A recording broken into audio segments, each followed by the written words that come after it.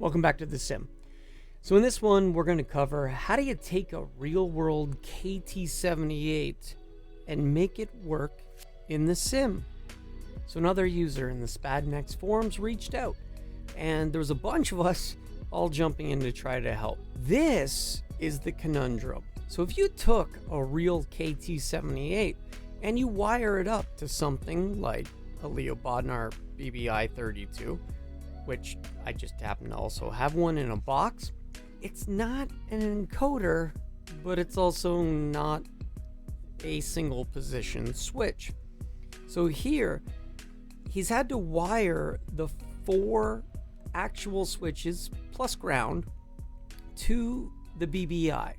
Plus, you have to do this 4 times, 1 per knob.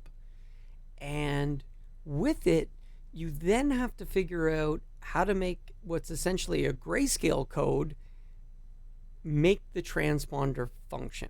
And remember, these don't have end stops. So when you get to the 8, you can continue to roll around. So essentially, with every digit that shows up on that display, you have a different combination of switches enabled. So for each one of those switches, there are 3 positions of the combination of the 3. It generates the 0 through 7 value. So if all 3 switches are not active, then that equals the value of 0. If the first of the 3 is active, it's a 1. If it's the second, it's a 2. 1, 2 is a 3. 0, 0, 1 is a 4. 1, 0, 1 is a 5. So as you see, you have to make 4 of these and then figure out how to put that all together to make the event. So let's jump into SPAD.neXt and see how we figured this out. I've got a BBI-32, and this would be great, but then I'd have to wire up a whole bunch of switches and things to try to emulate where he's at. So what was probably easier to do was find something that had a bunch of switches. So that's why I also pulled out my TPM unit. So we've already set up the first set. And the point of this was to make sure that we got everything worked out based on that grayscale type code.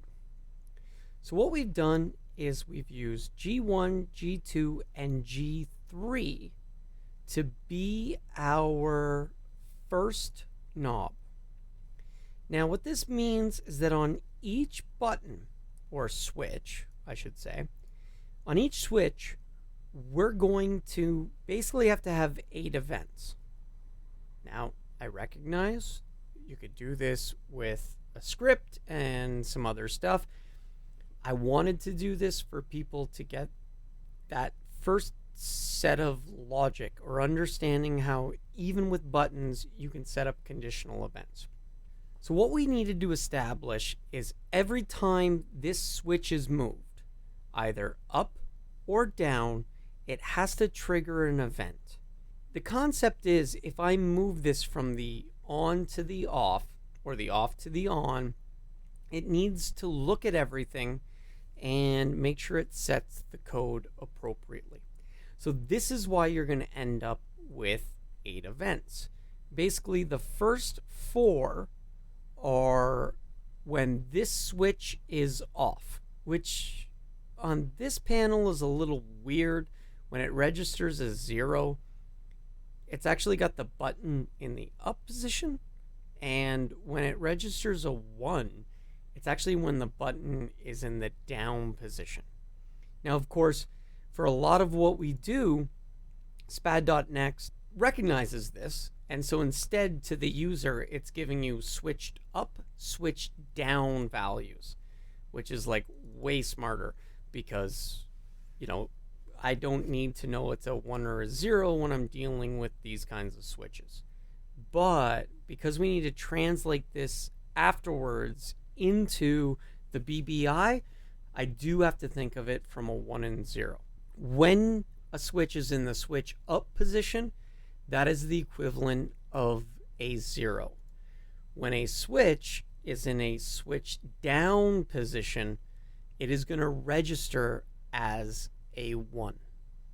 So the first switch, every time we put it in the up position, it needs to check the combination of the other switches. So this is why there are 4 events for switched up and 4 events for switched down. The first event is where all switches equal 0. So itself going up is a 0. And that's the event that is triggering everything. So we don't need to focus so much on it, because just by the switch, we've basically made it work. What we need to do is check the status of the other switches, and they both apply.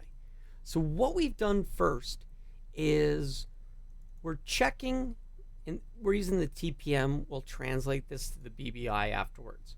But essentially, we've gone to local devices, and in this case, the TPM, and we were able to pick that specific switch. And once we've picked the switch, we can then do the comparator. And we want to make sure that that switch equals 0. And then we added a second condition, and that second condition was done with a binding of AND. Now, you cannot have multiple separate conditions. So I can't do an AND and an OR. If I wanted to do those things, I'll have to make separate entries for the switch state. But I can have multiple ANDs in the same condition, and I can have multiple ORs in the same condition. So here on the first one, we said, let's check if switch 2 and switch 3 are in the 0 position, then we're going to set a new local variable. So we came in and we created a new local variable. We gave it a name. We gave it a number. Default was 0, decimal 0. So this is the TX Dig N1000. Originally, I made some others. They're still hanging around. Those I was going to do as a string and like append everything together. That was just a bad idea. It was better just to keep them as numbers and then take the whole number and move it in afterwards. All right, so here is, after we did that, what we did next was we set it to 0. When they're all 0, the value is 0. So here we set it to 0 because the value is going to be 0. Then we delayed execution for 100 milliseconds. Do I need this? I'm not 100% sure. But in other stuff I do, I find that sometimes when you set a value and then you're going to execute something on that value, best to give it a moment to process. So after we've processed that, we're going to add an action and change data value. So by changing the data value, we chose the target being transponder code 1, the primary transponder code. But instead of setting it to a value, we told it do a value of local new TXPDR code. So this is under local, you'll find we created an expression called new transponder code. Expression, value, placeholder. It's a variable that has a value, and to make it, we get to do things. And we'll get to that in a second. So let's just park that here. Let's just say we're telling it to go somewhere else and get the value from it. This is going to set the entire transponder code. So in a way, even though you're changing one digit, it's going to look at everything else as well, add it all up, and every time I turn that, it's going to make sure to update the value. On the next entry, same thing. And to do this, I actually just took this one, I hit copy, this event, I hit paste, and so it pasted the same thing.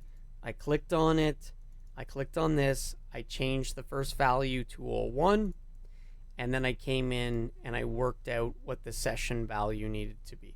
This was actually really easy to do. Once you've started, it's a lot of copy and paste, and it's a lot of clicking.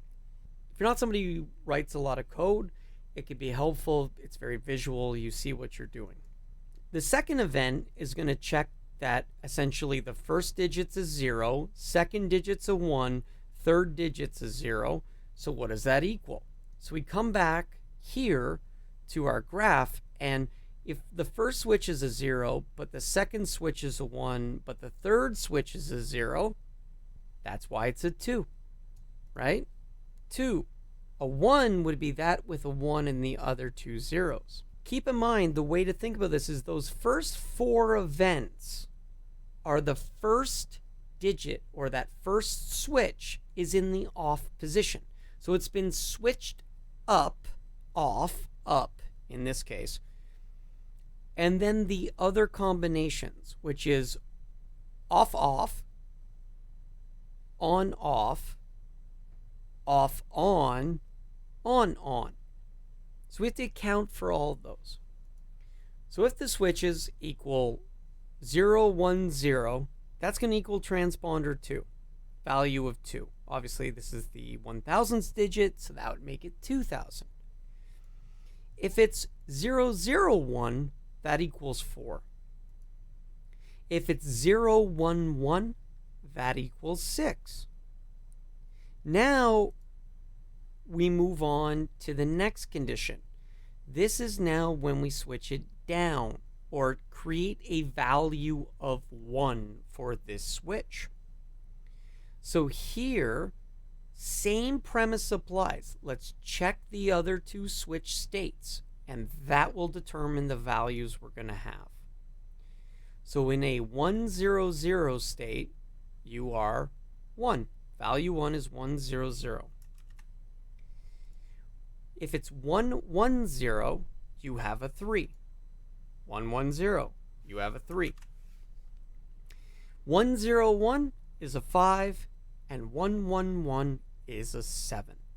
So that's how we establish our 0 through 7. There needs to be on every switch 8 events, because you have to accommodate for every switch in every position, whether you moved it up or down. What we did next was we clicked on this button, we went to copy all events. Then we moved to the next switch and we pasted it. And we confirmed, yes, replace all events. Now, the first thing we had to do was modify the comparators. The middle switch is the up or down position, so we have to look at the outer 2 switches. So G1 and G3. So with G1, it's a 0. With G3, it's a 0. And because this is the up position, G2 is a 0. So in that case, send the value of 0, delay 100 milliseconds, and then rewrite the entire transponder code again. So we're doing the same approach. We're basically working our way down, and we're looking at all 3 switches. Remembering that we don't have to include the local switch because it was just moved into the up position. And so that's a 0. So this switch is 0, 0, 0. This switch position is 1, 0, 0. This one is 0, 0, 1. And then this is 1, 0, 1. And all you have to do is look at the table to figure out what those calculations equate to. When we now go and have to account for all 4 comparisons, when we're in the down position or a 1 value, same thing. We're basically, what we copied and pasted, we replaced all the G2s with G1s. Didn't have to change anything else. And then we just figure out, okay, now it's 0, 1, 0. Well, that's a 2. Then it's 1, 1, 0. That's a 3. Then it's 0, 1, 1. That's a 6. And then finally, it's 1, 1, 1, which is a 7. So we rinse and repeat here. We just basically copy this, come over here, paste it, and now we're changing the G3 to a G2. So G1, G2, G1, G2, rinse and repeat. We're basically just going through that grayscale code. It's best to make sure that this is actually working, right? So I jumped over here, I went to the data monitor, and I undocked it. And then I want to add some data values. So I'm going to go ahead and expression, I want this. I'm going to click OK. Then we're going to add some more data values, and we're going to go to our session data, and we're going to grab these guys. We'll also add a SimConnect value. Easier to find it this way.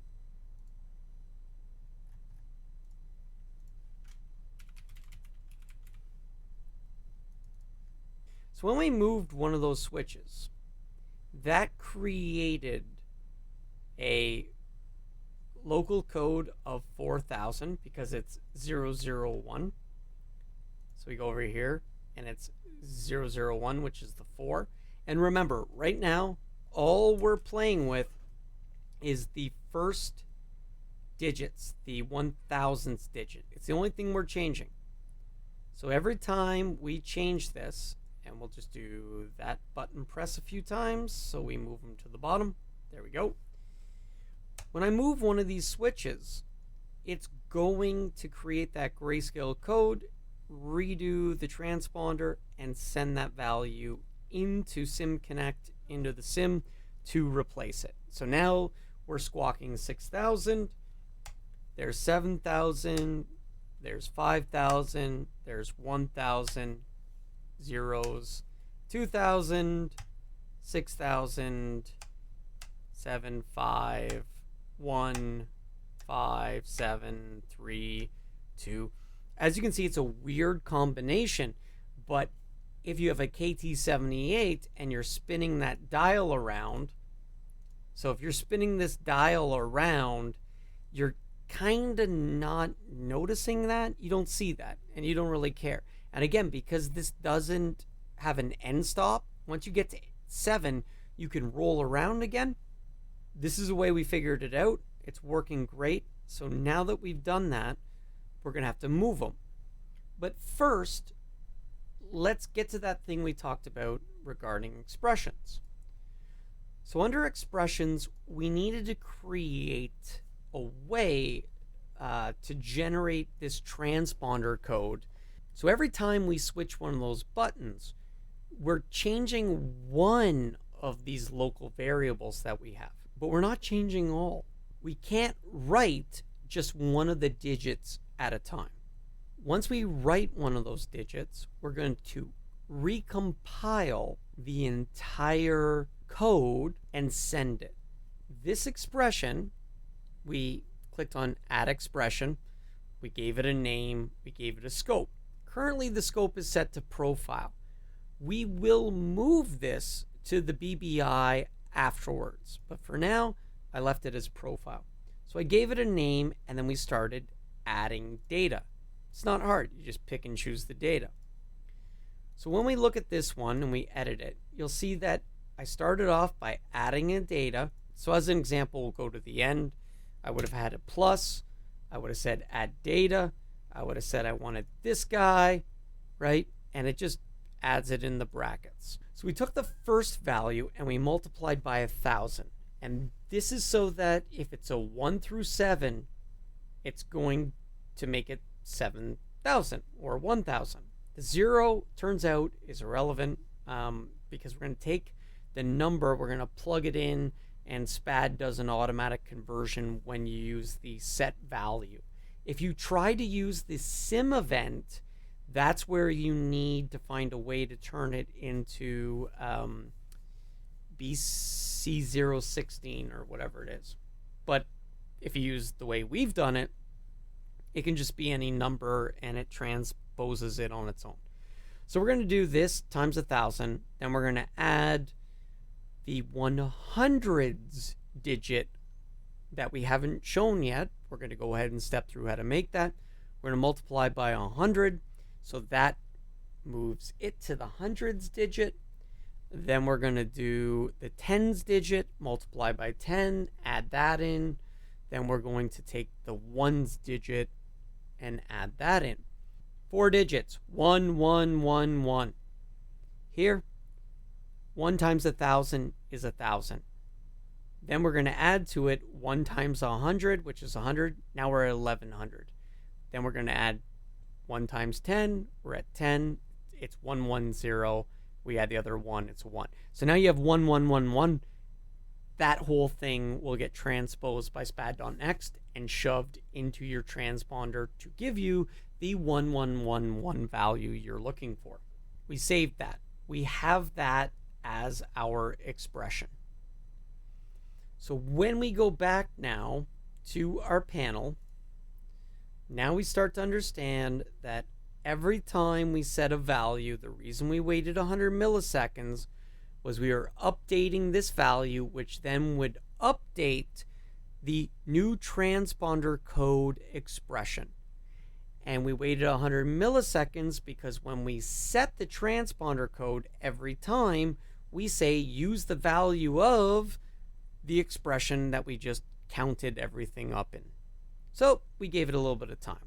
So we've now done the 1,000th digits. Let's go ahead and move this by jumping over into the BBI. So we're going to copy these events and place them onto the BBI, and the work we have to do with the BBI to make this work, because there's a couple steps. So first thing we need to do is we need to come to the BBI, and based on the way it's been wired, we know that he's using all of the first digits up to button 12. So 4 times 3 equals 12. Perfect.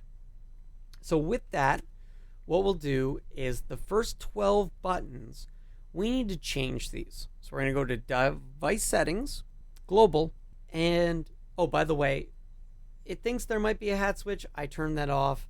It goes up to like 128 buttons. My guess, because this is the actual BBI plugged in, my guess is they have a common firmware, and I don't know. This is how SPAD sees it. So I already disabled everything above 32 because I know they don't exist. And I killed off the hat switch because this one doesn't have a hat switch IO either. What we need to do, though, is we need to emulate the fact that this is a switch, not a button. So all we're going to do is we're going to change all the first 12 buttons over to switches. So now that they're switches, we'll be able to do the same thing as what we did with the TPM panel.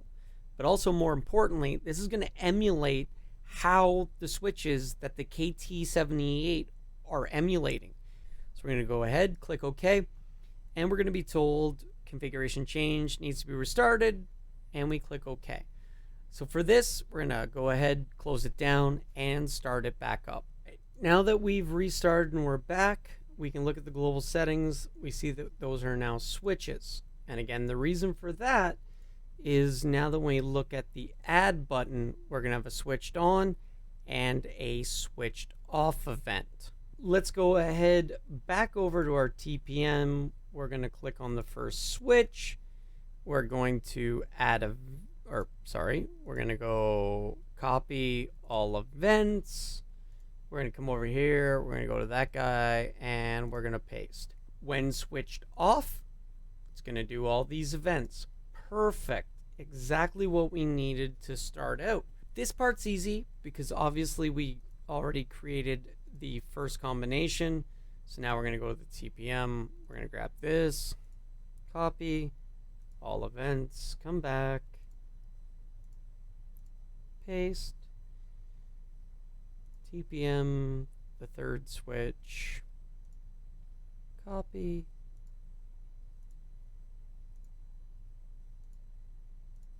So now that that's done, we've moved all of these values over. Here's the first part, though, that kind of sucks. It's good if you're trying to copy and paste from something else and you still want those switches to affect it. And it makes a lot of sense. There's all kinds of combinations for this. You can't interpret this or understand it. But it does mean that in this scenario, I do have to come through and change all these. Now, this is on me because I wanted to prove it out with something I had switches connected to.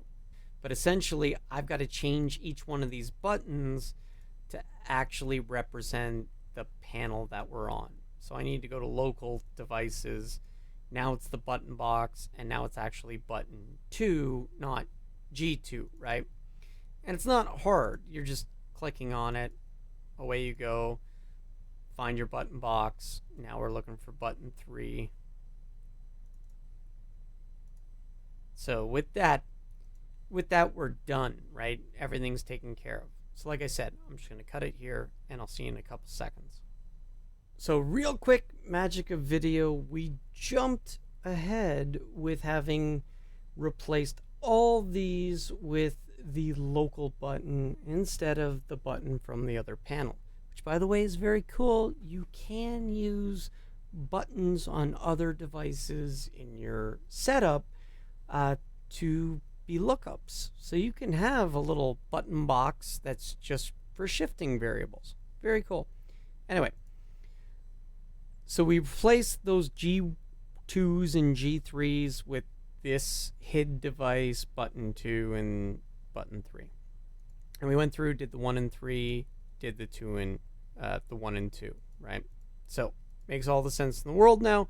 So now what we want to do is we want to move these over, and then we're going to step through them and modify them. So let's grab button 1, and we're going to copy all events, and we're going to jump to 4, and we're going to paste everything. We can step through this effectively one button at a time. It just takes a lot of clicks. So now we're on button 4, so button 2 has to become button 5. No big deal. Button 3, that's going to become button 6.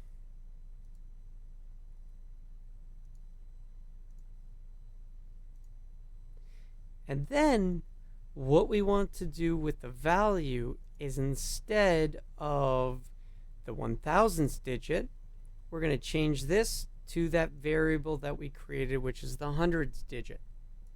Done. And then this stays the same because it's going to set the whole frequency.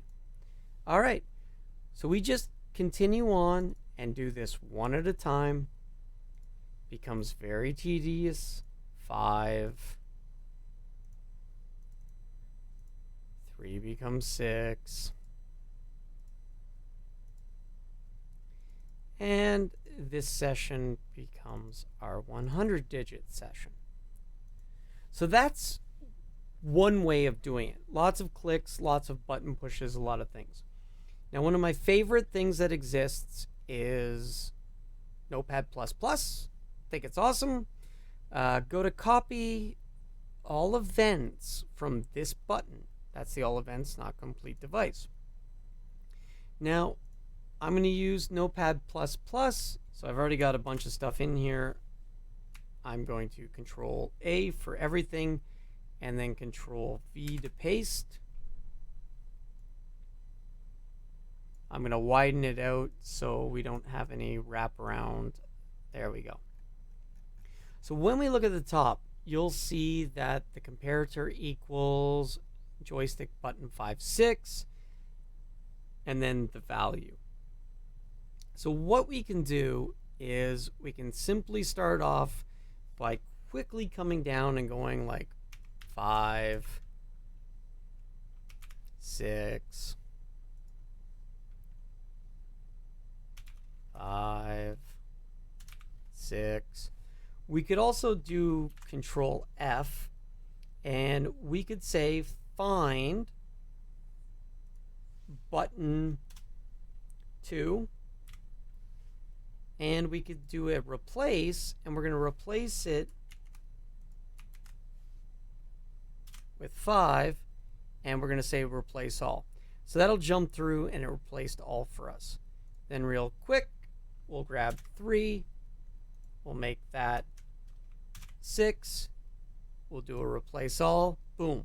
Everything's been replaced as far as that's concerned. And what's great is with Notepad++ is you're going to see it highlights it. And so it's real easy to see, okay, this is all I've affected.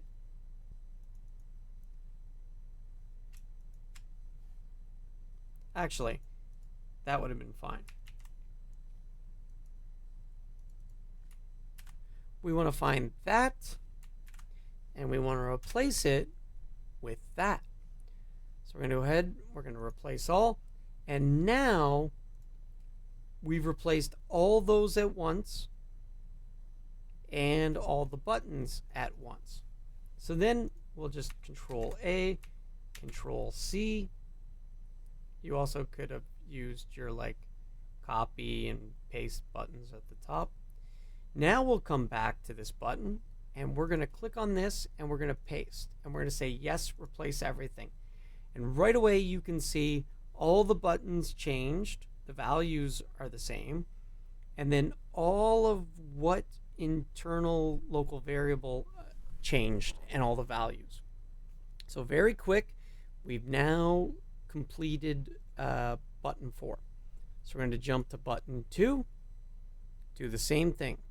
Copy all events, go to button 5, let's not break things, and paste everything, right? 2 is looking at 1 and 3, so 4 was 5 and 6, so this is going to be 4 and 6.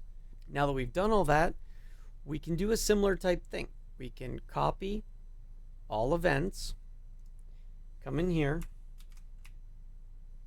and this just helps us keep an eye on it and go right. So Control F, Control F copies it in automatically. Replace, whoops, let's copy that, let's do that. And remember, 1 is going to 4. Let's replace all, boom. And then 3 is going to become 6 because we see that above. Replace all. Then we want to do a 1000s. And we want to make that 100s.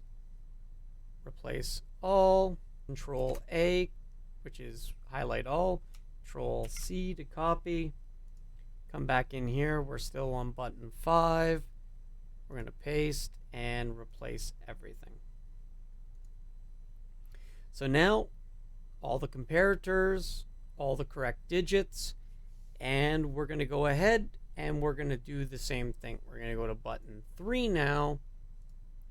Copy all events. Go to 6. Paste. Let's take our first one. Button 1 stays, and button, no, I can't count, don't mind me. Button 1, add 3 becomes button 3.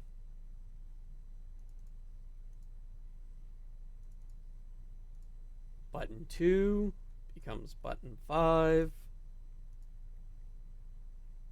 And our data becomes the hundreds digit. Save, because I can't help myself. So let's copy all events, come back into Notepad++, Control A, highlight everything, Control V to paste everything. We're going to go back up to the top. We're going to find button 3. We're going to go Control F. It highlights everything. Replace. We're going to go Control C, Control V, and all button 1s become button 3s, replace all, and all button 2s become button 5s, replace all, and then we want to grab this because we want all the 1000s to be replaced with the 100s, replace all, boom, done.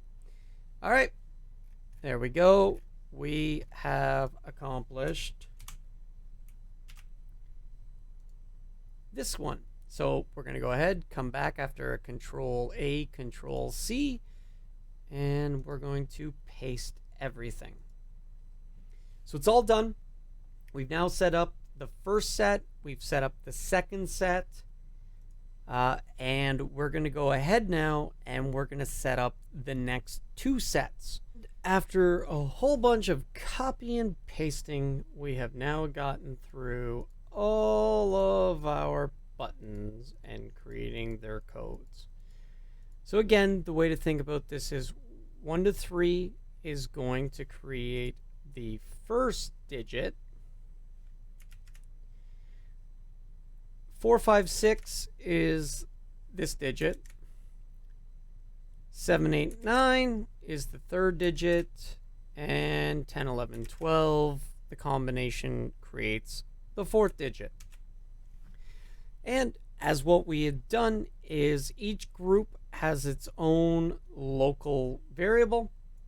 So when we look at our monitor, this is what we're doing by changing these kinds of switches, right? We're changing the value that they make up as a total, 0 through 7, and then that combines, every switch uses that expression to combine all of them together to give you your new code, and then it writes that into the transponder value. Really easy to do. Just takes a lot of time if you want to do it and kind of see it and do it with clicking. And let's go ahead and let's publish this. We're going to do the complete device. We'll do it for all aircrafts and we'll go ahead and submit. And again, as always, when people ask, why do I do that? Click on a button, click on online snippets. And if you go button box interface device, complete device, you're going to find, so there's a BBI-32 by somebody. They only did one button. Here's me, author SimConnect. There you go. You'll find it. You click OK. Oops, highlight it, click OK. And yes, it's going to replace everything. And hey, look, there it all is. Hopefully everything works for you. All right, guys, that was a long one. Sorry, but it requires a lot of information when you're trying to understand how to literally take something from the real world. These gray code scales is old school. Drop a like, subscribe if you haven't, and thanks for watching. Have a great day.